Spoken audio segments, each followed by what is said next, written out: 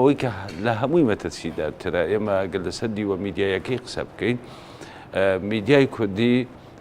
زۆر بێباکانە مامەڵەی لەگەڵ ئەم پرسانەیە کرد و هەم لەگەڵ لەسەر پرسی ڕفتاندۆم بێباک بوو بەشی زۆری میدیاکە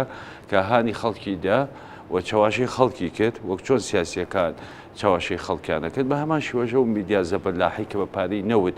دروستکراوە بەشێکی گەورەن سەبەبکاری گەورەن لە چاواشەکردنی خەڵک بۆیە بە بۆچوونی من چۆن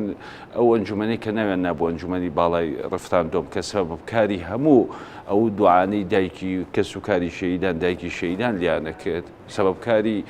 ئەوەی کە دوێن و ئەمڕۆ ڕوویاوە لە کوردستاندا ئەو شتەیە کە ناوی ئەنجومەنی باڵای ڕفتاندۆم بوو بە ئەندازەی تاوانی ئەنجومەنی باڵای ڕفتاندۆم میدیاکانی نەوتن ئەوانەی کە بە پارەی نەوت تەشجیعی خەڵکیانە کرد بەبێ ئەوەی تەحلیلێکی تەندروست بکەن بۆ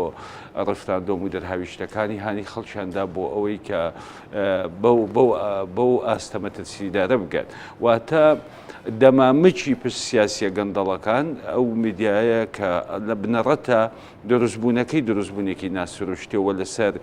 گرفان و قوتێ و خەڵکەیە وەکو یەکێ لە کەسوکاری شەیدەکان ئەڵێ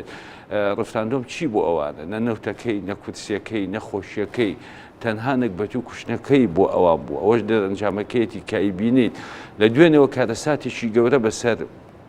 هەرێمی کوردستانە هاتووە ئەوانەی کە ئیدعای ڕفتاندۆمیانە کرد بانگەشانە کرد لە پشتیەوە بوون ئەو میدیانەی